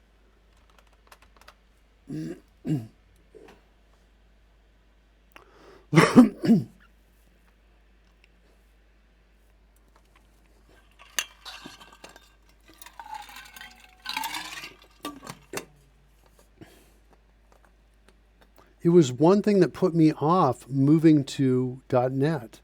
I developed all my apps in VB6 while in edit and continue, exploring the objects. So .NET didn't have edit and continue, but VB6 did, apparently.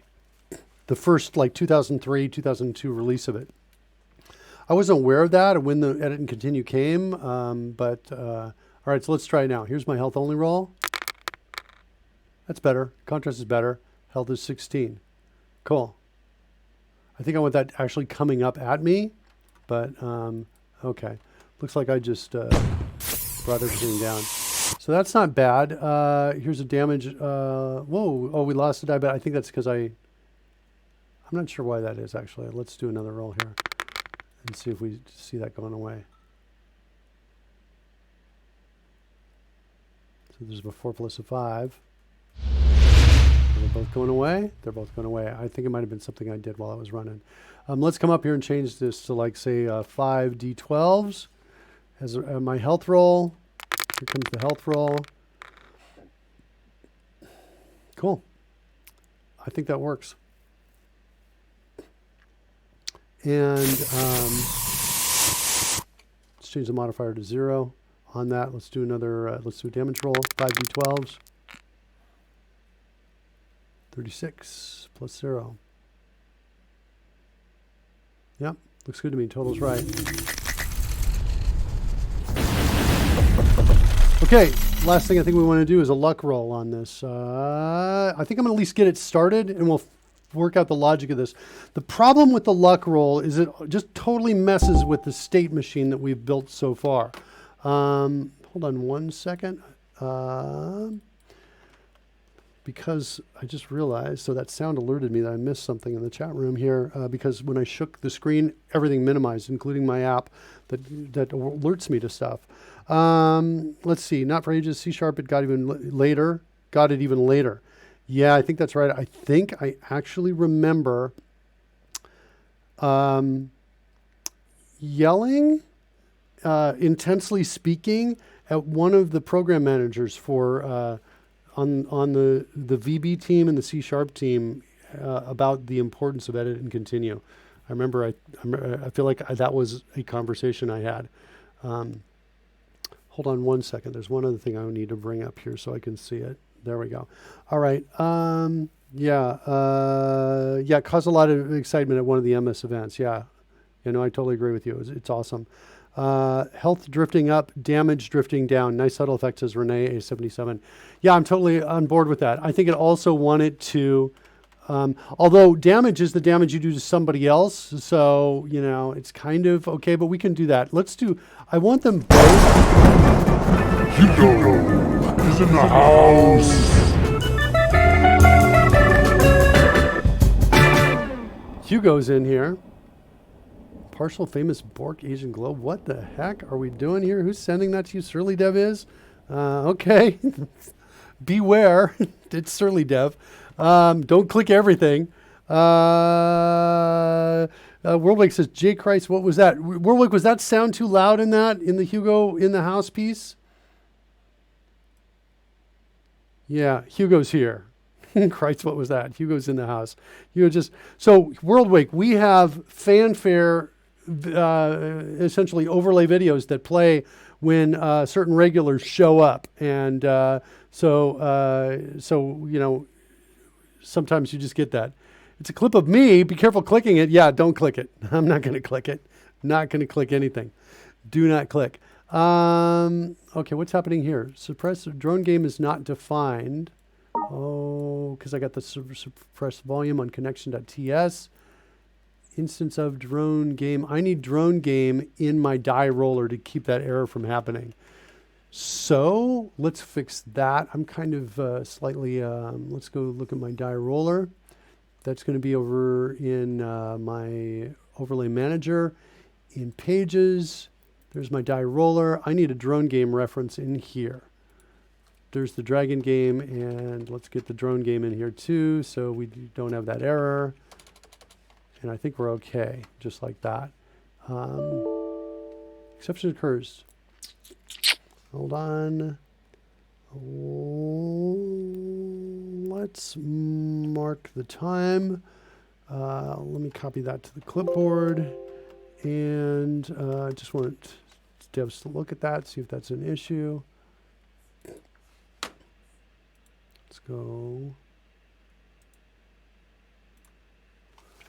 All right, let's go back to code. Okay, that was when I just made a change and saved my dieroller.cs HTML out there. Okay, let's see if I can get back on track to where I was. I feel like I was distracted about 100 times here. Yeah, Hugo, shrinking PNGs helped the load time. Yes, it did. Is it significant? It appears to be. Load time appears to be much faster. The other thing I want to do as well is I want to add lazy loading to some of the key big images out there. So we just have a chug the first time we need to use them, maybe some flicker the first time. I'm okay with that. And then maybe also add a command to go through and load everything is what I want to do. So that if I before a show, I want to load everything up, we go through that time to do it. But when I'm testing, I want to be able to get in and test quickly. So I think I'll probably do that on Thursday, maybe. That's kind of where I'm headed on that. I'm feeling in terms of timing on this. Right now, so what we're going to do next is we are going to create the die, at least the die for the luck roll, get part of it in there. I was saying that it messes with our state machine. So right now, we've got kind of a fairly flexible state machine with regards to the die roll. Its most flexible is when bonus rolls come in, or alternatively I got the bend luck roll here. So I'll show you what I mean by that. So if I come in and do like I don't know, an attack roll, right? Normally we would give you the answer. In fact, I'll just let it go and there's the answer.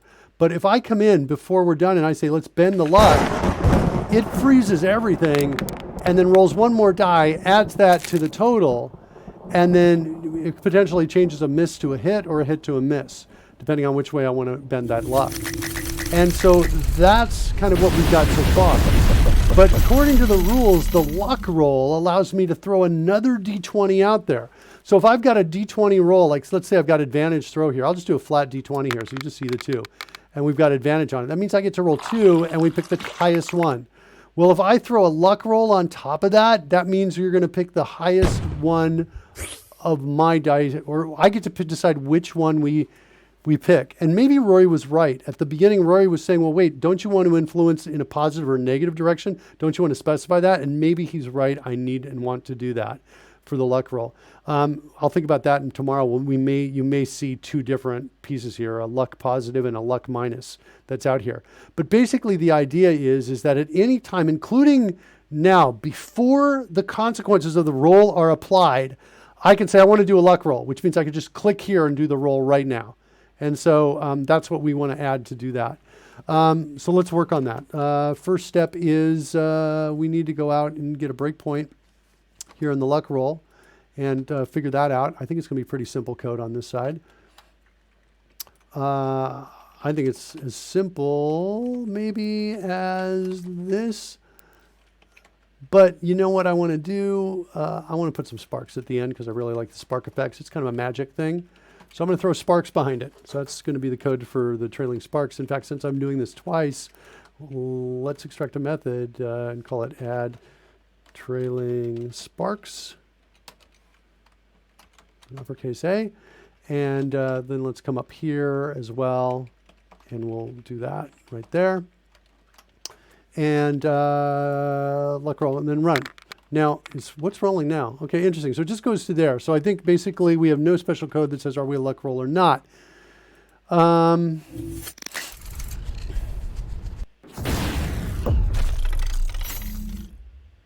Next thing I want to do is I want to start bringing up the special effects for the luck roll, at least start showing that piece.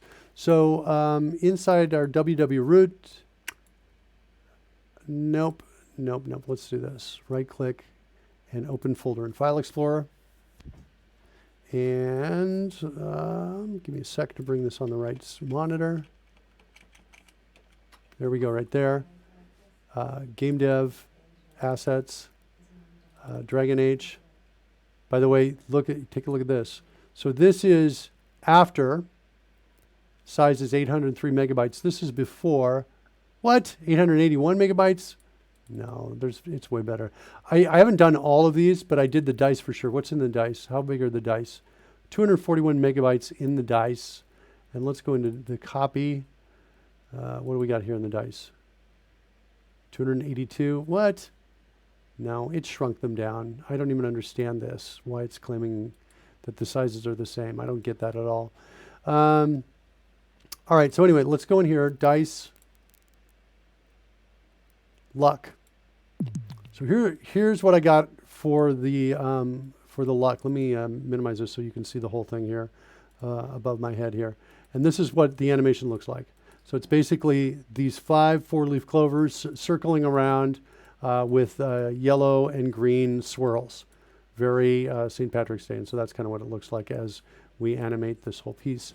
So that's what I need to grab, and I need to create something to take that in, so to display that. So we're going to go over to the dice layers. That's where I do all my special effects for the dice.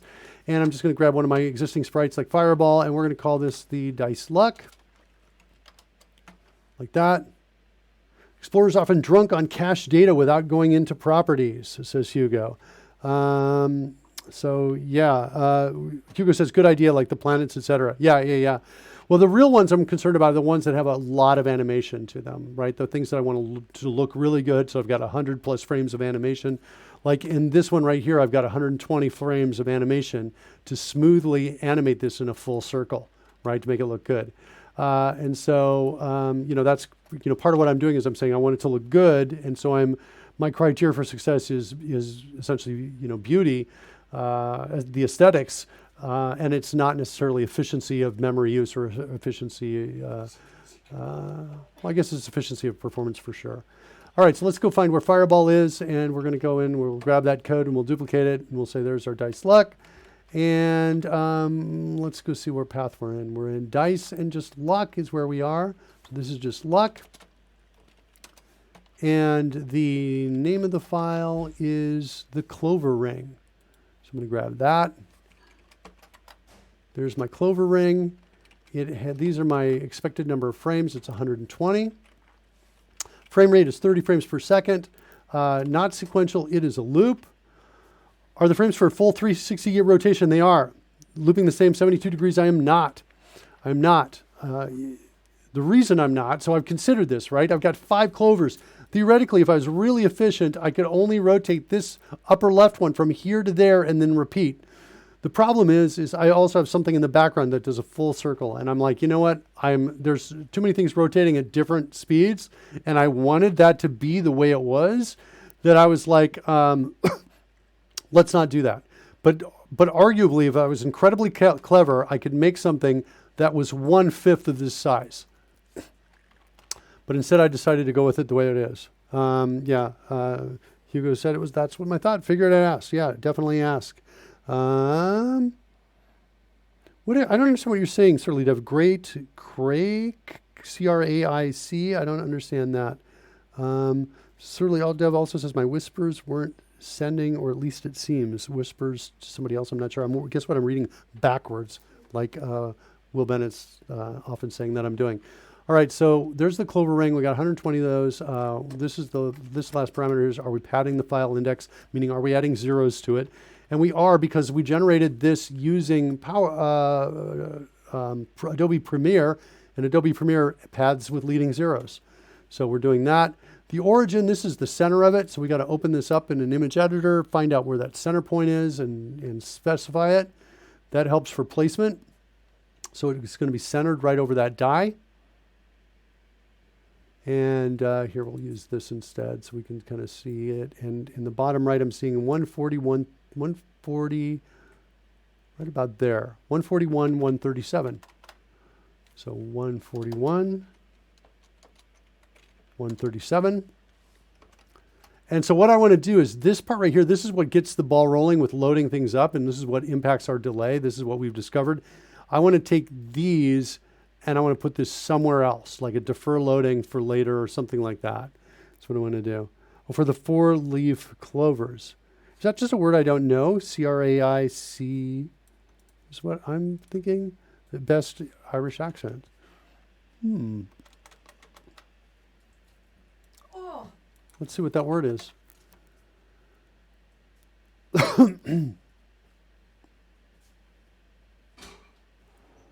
Yeah, prominent in Ireland. Gotcha. Okay, cool. Look at that. All right.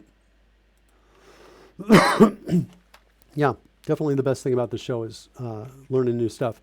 And this is going to be front layer effect. So we've got that. Good. We have other pieces as well that follow it, like the magic ring. Let's look at the magic ring. Tab next reference on that. Add magic ring. Let's duplicate this. And we're going to say add, I guess we can say this is the lucky ring, like that. And I think I can just hit escape on all of that. And here it's going to be the dice luck. And we are not doing a hue shift on this. We're not going to say add shifted. We're not shifting the hue. And not passing any of those things in right there. So that means we are not passing in, what's this parameter? Starting frame index. This we can do a random on, by the way. Although we get the same effect by rotating it, so I'm okay with either one. Although if we don't rotate it, it might be a faster performance. So let's just throw that in there, and this is going to be 120. And we need to say map.floor on this too. Say great crack in an Irish accent. That is how it's spelled. Okay. That's what it looks like. Great crack. All right, so we'll do that. And this is going to be the lucky ring. And then we need to decide where to call add magic ring from. What do we got here? What function are we in here? Highlight special dice. Let's do it here. Let's create a new die effect called Lucky. And let's change this to add lucky ring.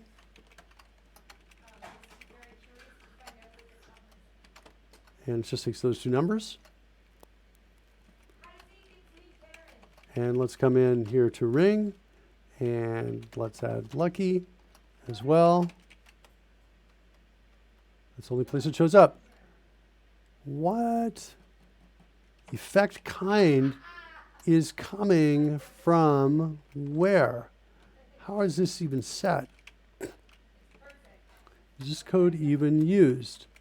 Hold on. Add magic ring. It's not. That code is not used. That code, I think, is older code.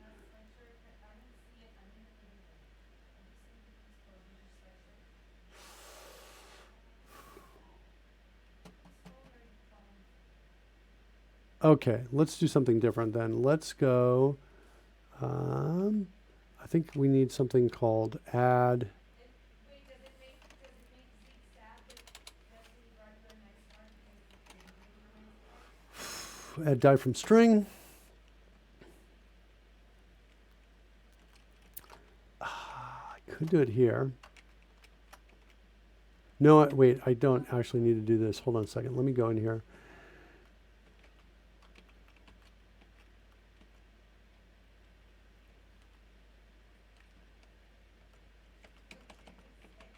I don't have the time.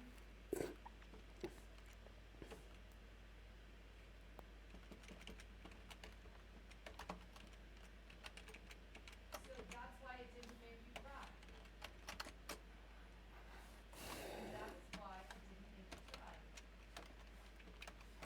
Roll tape dot.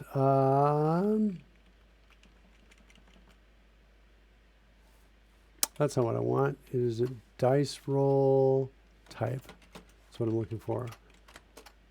Dice roll type dot lucky roll. So if it's equal to a lucky roll, then what I want to do is I want to say dice layer dot add lucky ring is what I want to do. Before I do that, let me change this to magic ring for a second. Let me see where that's used. This is what I have to do. That's the code I need right there.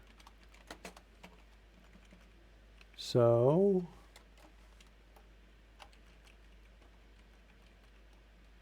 this is wrong. Hold on one second.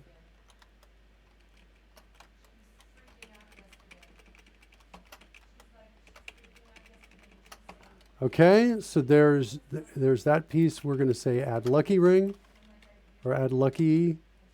Is it the ring? Is that what I'm calling it? Yep. Lucky ring.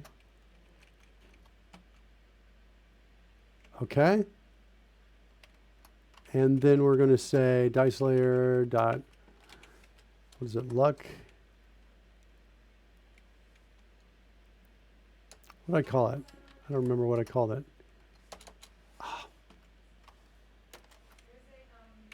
Dice luck. Let's call this, change it to clovers. Clover ring. Dot. Come back over here.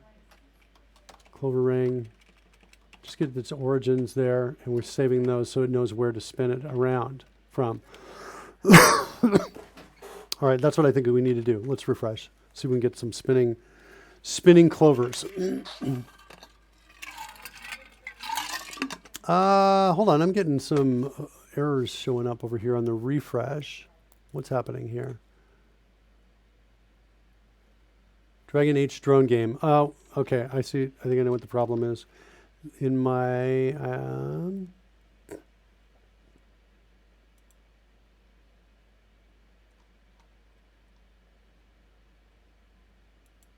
overlay manager pages, the die roller. I think my reference had a wrong path to it. Yeah, drone game and the dragon game are both. Oh, the dragon game is there, but the drone game is not. The drone game is. Where are you, drone game? There it is. CodeRushed is your path. Source, CodeRushed, drone game. Okay, that's that piece. I'm not sure if that's going to break us though. I think we're still going to be okay with that error. Yep, there's the health roll. Let's see what a luck roll does. Even right now. Up. Push of undefined. Please roll dice.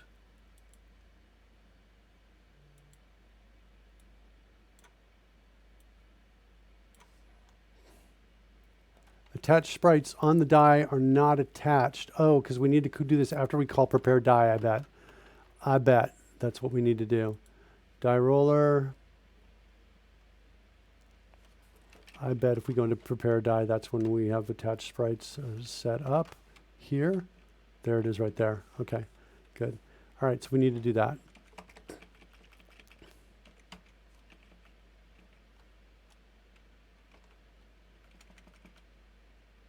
Okay, so let's refresh.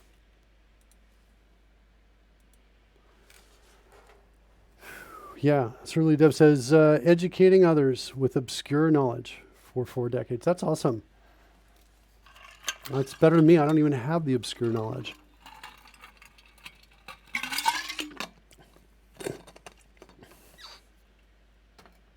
Let's get some music in here, kids. Anybody feel like some music? With Rory gone, here comes some music. Look at how fast the refresh was. Much better. Thanks, Hugo, for that. Really awesome.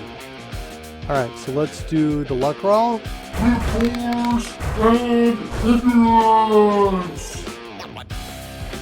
Yeah, there's my modifier on the luck roll. It looks like it's working. And sweet. Goes away nicely, too.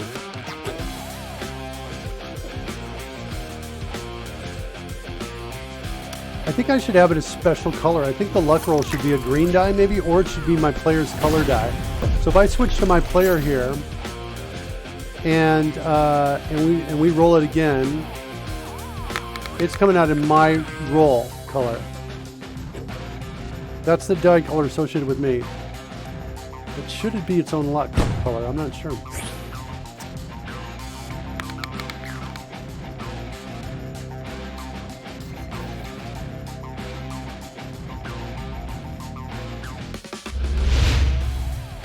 All right, let's try a Paladin Smite attack with advantage, and then they'll throw a lucky roll in later and see what happens. So I want to make sure it doesn't clear it out. I think it's going to clear, and I think this is some of the stuff we'll have to work on tomorrow. Here comes the luck roll. Yeah, it just clears everything out. And what we need is on a luck roll to keep it, everything there if it's still there. So I'll have to work on that tomorrow. All right, let's give away a copy of CodeRushed.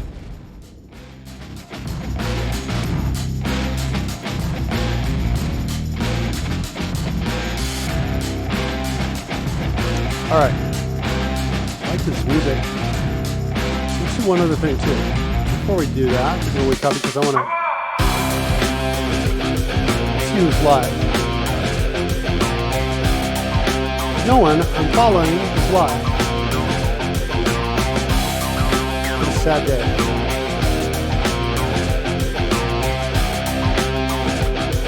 Okay, you guys got any recommendations on where to go? All right. Let's go ahead and we'll do the winner.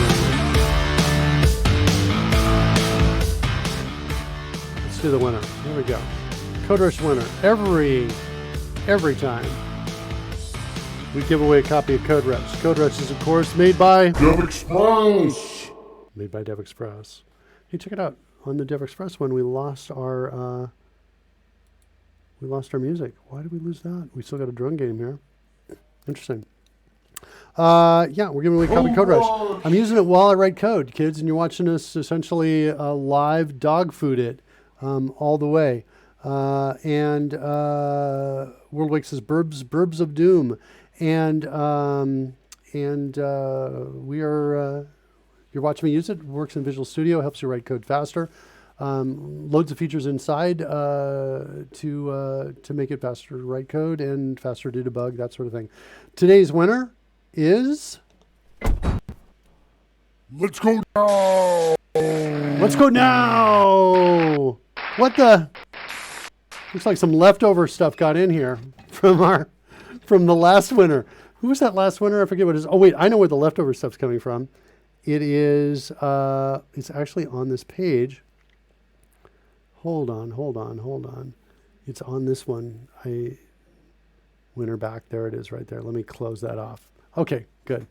All right. Looks like Hugo, the test smoke doesn't look like it's working. Let's see. We might need a refresh on that. Let's double check that. Oh no, wait. What's that? That's a different thing. Maybe it did work. Hold on. Oh yeah, it's working. It's just a little thing right up there. That's not the same one as the one that pops it right up there. Music. Well, Bennett turned on the music. Anybody got a place you want me to raid you all to? You guys want to go somewhere?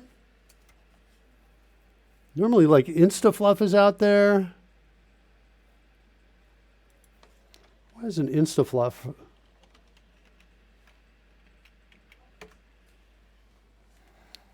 The fridge? Raid the buffet at Golden Corral?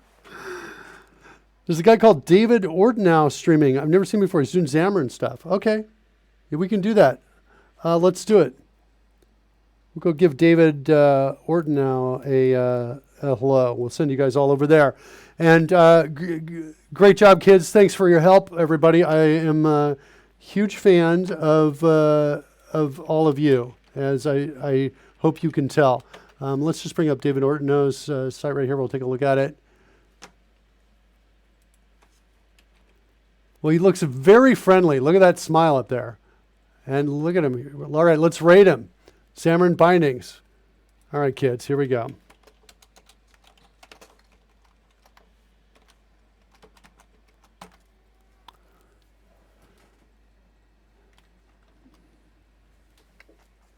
All right.